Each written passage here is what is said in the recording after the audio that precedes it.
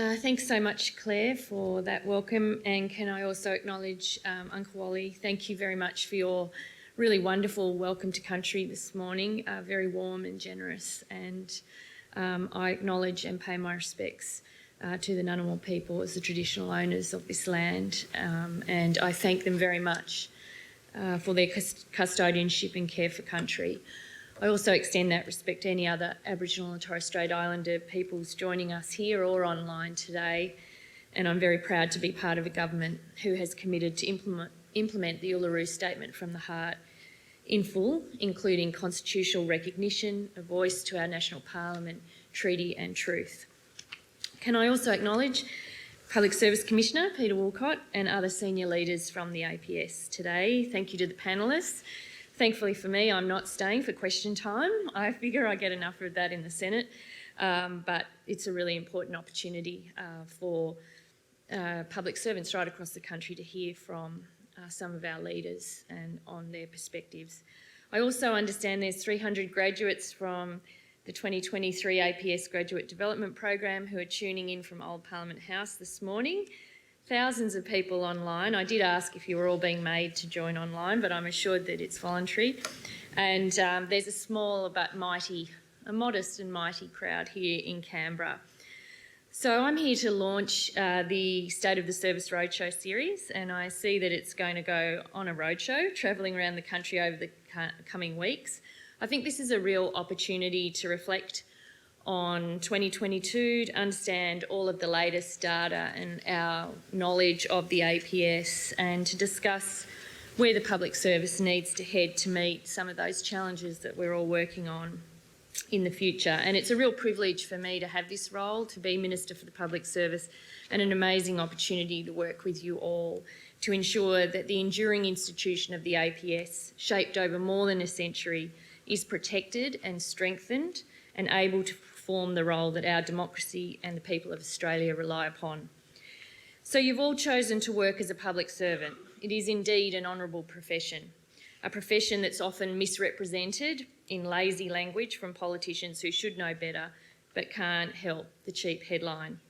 But those of us that know, that work closely with the APS, see the hard-working, problem-solving, creative thinking, technical experts, national leaders in your fields, the smartest, dedicated servants of the public.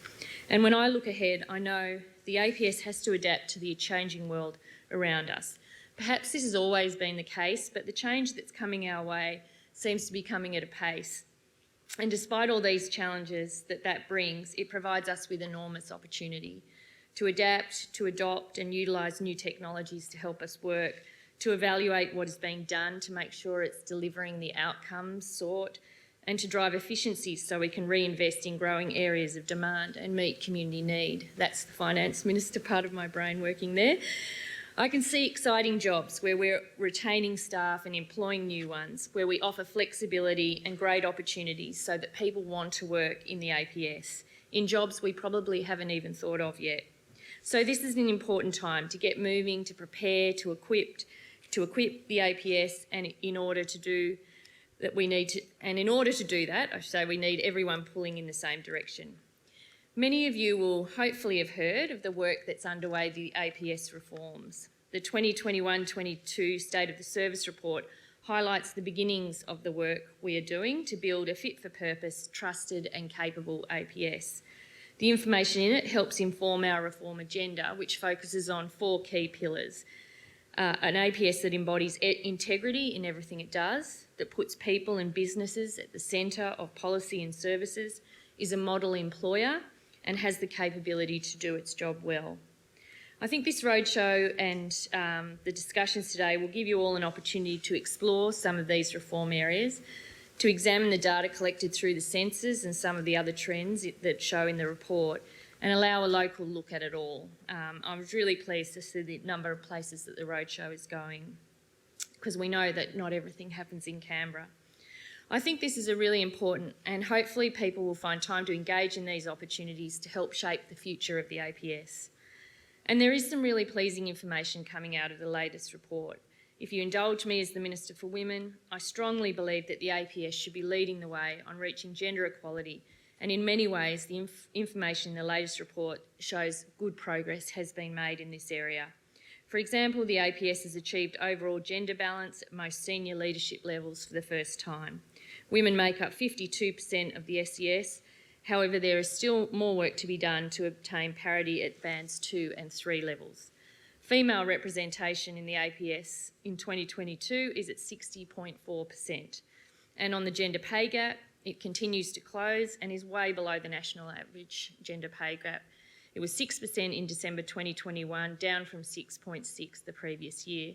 So we're on the right track, but there's still some ground to cover to completely close the gap, and I'm really pleased that more work is being done to understand the reasons behind the gap as it exists now, and this will give us the ability to close it. This year will be the first year where APS agencies will be required to report to the workplace gender equality agencies, as we have been asking the private sector to do for many years, and this is an important step, and I'm really glad it's happening now. The government has set an ambitious target to increase First Nations people's employment in the APS to 5% by 2030. We have some way to go here. The percentage of First Nations people across the public service workforce remains at 3.5% without much movement in recent years. We know that First Nations employees have shorter APS careers and higher separation rates, which are concerning and need special attention at understanding this and ensuring we are doing what we can to retain and attract First Nations employees. The APS must provide genuine opportunities to build rewarding careers and have visible and influential APS leaders in this regard. On cultural diversity more broadly, it's really important that the APS embraces and supports a culturally and linguistically diverse workforce to reflect the community we serve. In 2022, almost a quarter of APS employees were recorded as being born outside of Australia, with Western Australia, Victoria and New South Wales all having over 25% of employees born overseas, and 23.2% speak a first language other than English.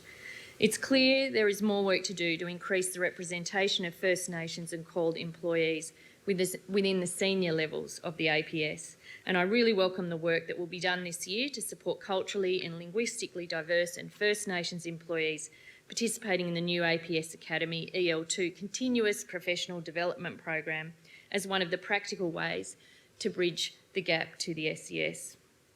To better understand employee experiences at work, this year's APS employee census will capture further information on cultural background of respondents. Obviously, the more people that participate in that, the better, when this year's census runs in late May or early June. So I encourage everyone to get involved. I feel like I'm talking probably to the crowd that already does that.